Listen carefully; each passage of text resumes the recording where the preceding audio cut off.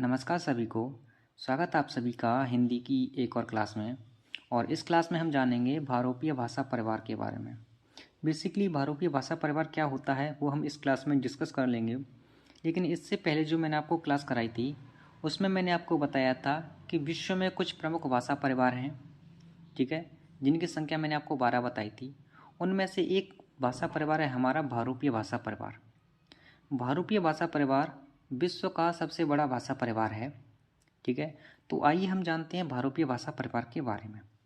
लेकिन शुरू करने से पहले मैं आपसे एक हम्बल रिक्वेस्ट करता हूँ कि अभी तक आपने हमारे चैनल को सब्सक्राइब नहीं किया है तो प्लीज़ सब्सक्राइब ज़रूर कर लेना, क्योंकि मैं जो भी वीडियो बनाऊँगा उसकी नोटिफिकेशन सबसे पहले आपके पास पहुँचेगी, ठीक है। अगर आप हिंदी को सीक्वेंस वे में पढ़ना चाहते हैं तो इस चैनल से ज़रूर जुड़िएगा, ठीक है। तो फिर चलिए शुरू करते हैं। भारोपीय भाषा परिवार। भारोपीय भाषा परिवार जो है वो विश्व का सबसे बड़ा भाषा परिवार है। यानी हम ये कहें कि विश्व की लगभग 45% जनसंख्या भारोपीय भाषा परिवार की भाषाओं को बोलती है, भाषाओं का यूज करती है, ठीक है। कितनी परसेंट है? लगभग 45% जनसंख्या भारोपीय भाषाओं के अंतर्गत जितनी भी भाषाएं आती हैं उनका यूज करती हैं। भारोपीय कैसे बना? भारोपीय भारत और यूरोप से मिलकर बना है, जिसमें भारत की हिंदी आती है और यूरोप की अंग्रेजी आती है, ठीक है। भारत का भी ये जो भारोपीय भाषा परिवार है ये विश्व का तो सबसे बड़ा भाषा परिवार है ही, लेकिन साथ ही साथ यह भारत का भी सबसे बड़ा भाषा परिवार है। भारत की लगभग 73% जनसंख्या इसी भाषा परिवार की भाषा का प्रयोग करती है, जिसमें आती हैं हमारी हिंदी भाषा, अंग्रेजी, मराठी, बंगाली इत्यादि, ठीक है। आइए हम अब भारोपीय भाषा परिवार के उपभाषा परिवार को जानते हैं कि भारोपीय भाषा परिवार के कितने उपभाषा परिवार हैं, ठीक है। तो भारोपीय भाषा परिवार के 10 उपभाषा परिवार हैं। अब ये कौन कौन से उपभाषा परिवार हैं हम इन्हें एक एक से डिस्कस करेंगे, ठीक है। और इनमें से हमें क्या क्या पढ़ना है क्या क्या नहीं पढ़ना है वो हम आपको बताते जाएंगे। तो चलिए, पहला है हमारा भारत ईरानी भाषा परिवार।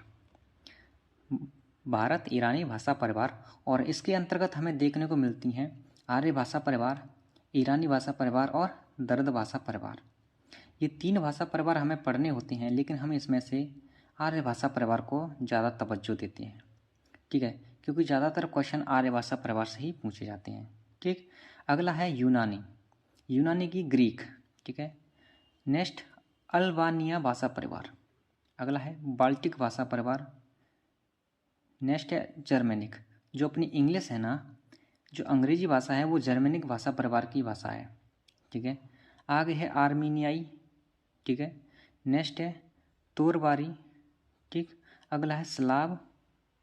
अगला है अनातोलियाई, जिससे स्पेन भाषा निकली है। और 10वां है इटैलिक, जिससे हमारी इटली भाषा निकली है, ठीक है। नेक्स्ट हम बात करें कि भारोपीय भाषा परिवार।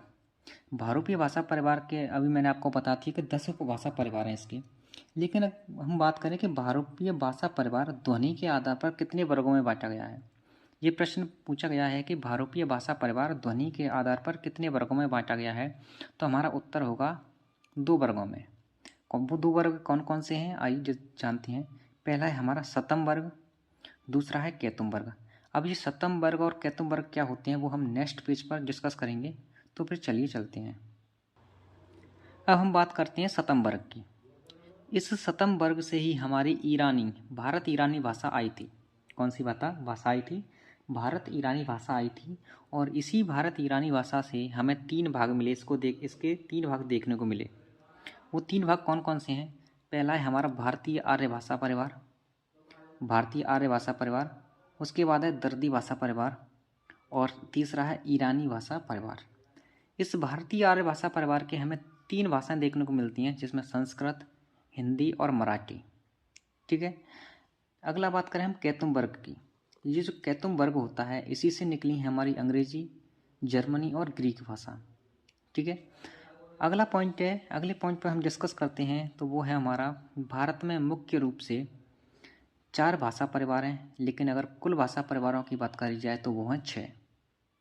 भारत में मुख्य रूप से तो 4 भाषा परिवार हैं, लेकिन अगर कुल भाषा परिवारों की बात करी जाए तो वो है टोटल 6 भाषा परिवार, ठीक है। और इन्हीं भाषा परिवारों की बोलियां हमारे भारत में बोली जाती हैं। ठीक। जनगणना 2011 के अनुसार भारत में बोली जाने वाली प्रमुख भाषाओं की संख्या है 121। प्रमुख भाषाएं मैंने बताई थी पहली क्लासेज में कि 121 भाषाएं हैं, और उन 121 भाषाओं में से हमारी 22 भाषाएं यानी 22 लैंग्वेज संविधान की 8वीं अनुसूची में मान्यता प्राप्त रखी गई हैं, जिनमें से 99 भाषाएं गैर अनुसूचित हैं यानी संविधान में उन्हें मान्यताएं प्राप्त नहीं है। अब हम जानते हैं भारत के भाषा परिवार।